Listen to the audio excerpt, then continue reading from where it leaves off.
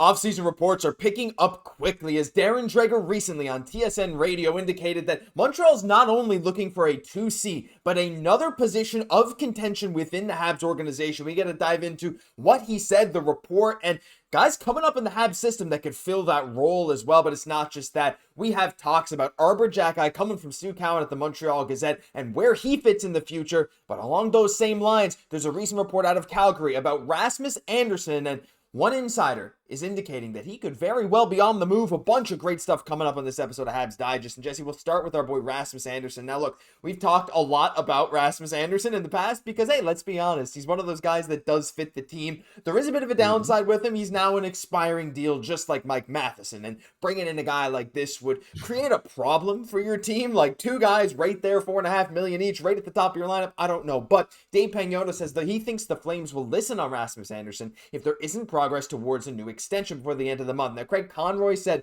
there really is no deadline for it, but you have to imagine the pressure is on if they can't get something worked out soon. Jesse, look, we're not going to spend a ton of time on Rasmus Andersson today, but the idea that things are maybe not going as the Flames plan does open a door for Montreal, though I do wonder if an expiring deal, like if it was at the deadline, maybe an expiring deal now at this point, I'm just not sure if that fit really is there, though I do really like him. The term is maybe the kind of the big question of like, that's the only thing that might kind of scare Kent Hughes away. There's also that plus minus, which is jumping out of the screen. Whoa, minus 38 from last year. That's a little bit of an anomaly when we kind of look at him through the course of his career. Much, a little bit of an outlier compared to everything else. So we'll see how that pans out. Help the Flames be a competitive team this year. I think that needs to be taken into consideration. But Josh, you're right. Like there has been a lot of smoke around this, like, for a while. And I think that needs to be taken into consideration with this.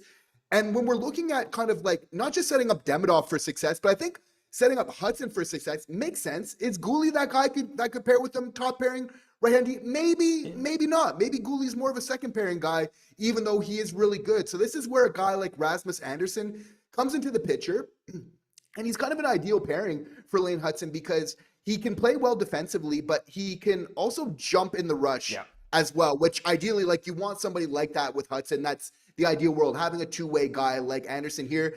And fans of the show will know I've advocated more of like a third pairing is what's needed. Andersson, not at that price tag, but I make an exception for him because of the fit as previously mentioned here. Again, we know kind of like a little bit of the negatives, but at the same time, it's like I think we also need to factor into all of this that the Habs are becoming more of a destination now. With Hutson, Demidov, we already know what Suzuki's doing, making the playoffs, etc. Just like looking that they're going to be good for years to come. I think it's something that we also need to factor in when we're looking at this very fastly evolving situation. Yeah, for sure. And again, like Montreal does want to help the right D situation, but I did say it was maybe a negative on the term, but you could spin it in a positive way saying, look, you don't want to rush a guy like David Reinbacher into a role that maybe he's not ready for immediately. Rasmus Andersson, another note too, Jesse, he blocked almost 200 shots this year. And with the departure of David Savard, the Habs don't really have that bona fide shot blocking defenseman other than Cayden Guhle, who does a lot of it, but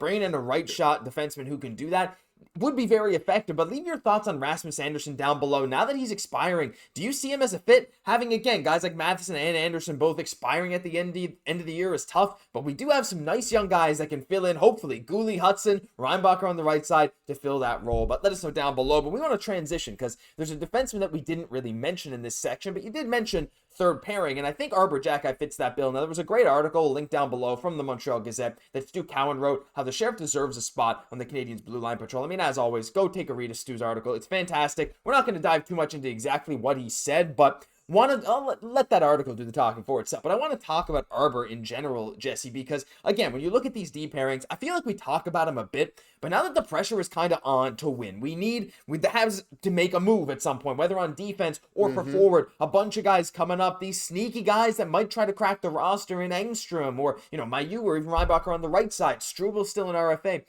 When it comes to Arber, I understand the need for him long term.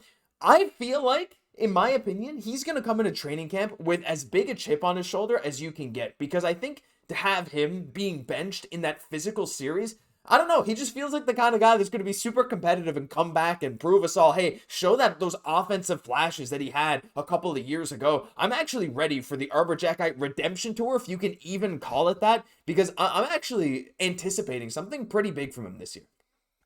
That's spicy and I like it. And there's somebody else in the form of Martin St. Louis who would agree with you. He's saying that this is a very young defender, but he's improving quickly. Like Martin St. Louis squashed the beef.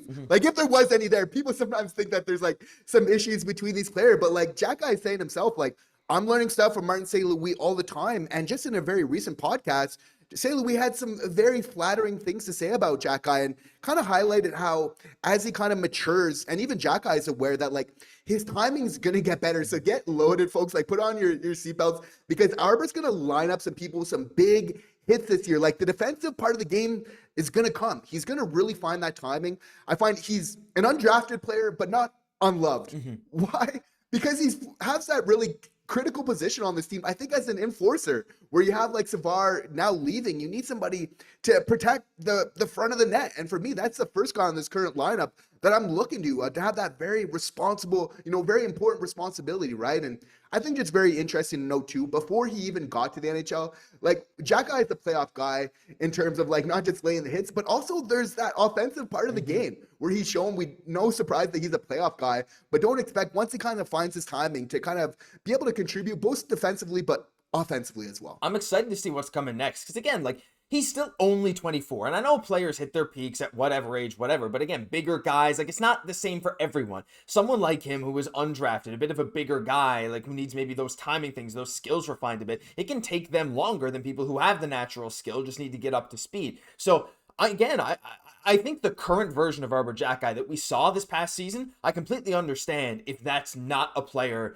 that we could confidently fit into a third pairing, especially if we had someone like a Nick Hague, right? I could understand the rationale for that.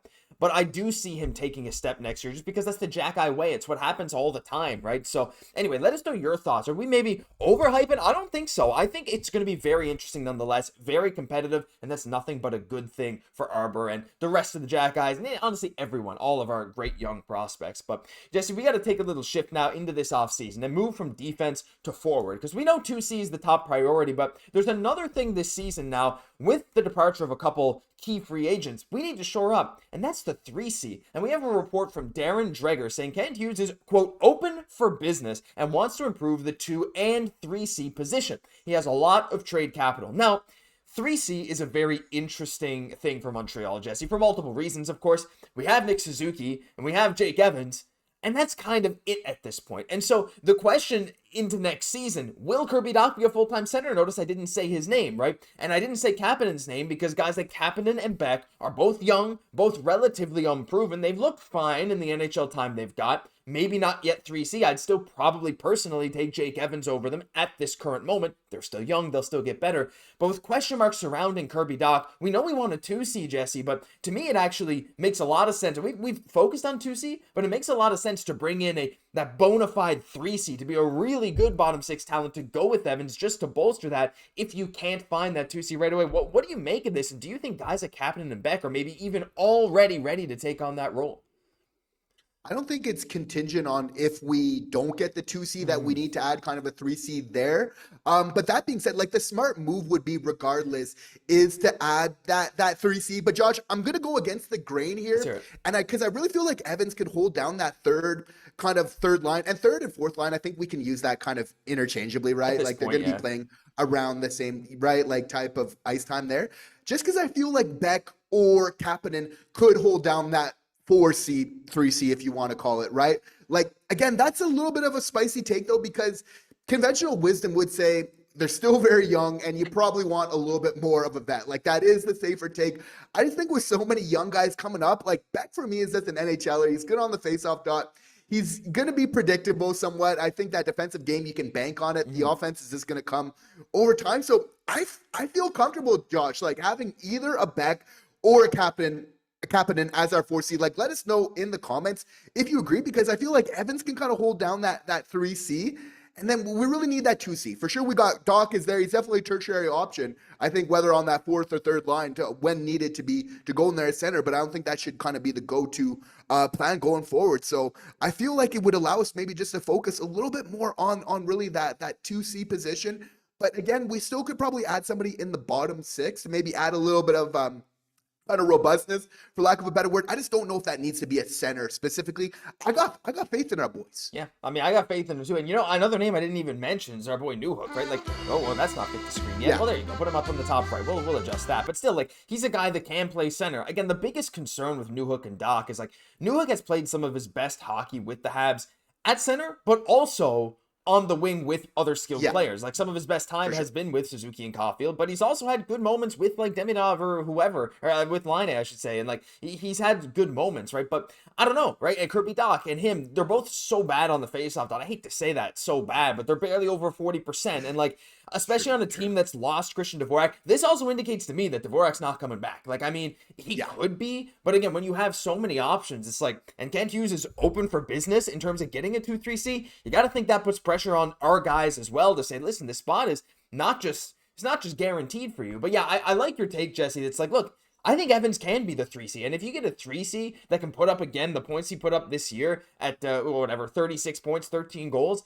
that's not the worst 3C ever, especially if you're very defensively responsible, like Jake Evans is at his sub 3 million cap hit. You can eat maybe a 4C, like if it's Beck who comes in at a 52% faceoff clip, that's pretty good. But listen, we got to stop it there. There's so much we could dive into. What do you think about these reports coming out? A 3C, do you think Montreal will go trade for one, or do you think the answer is in-house? Seems to be leaning that way, but we'd love to hear from you. So that'll do it for this episode of Habs Digest. If you enjoyed, leave a like, comment, subscribe to the channel. Thank you all for tuning in every single day. I'm Josh Goss, my co-host, Jesse Poirier. We'll catch you in the next one.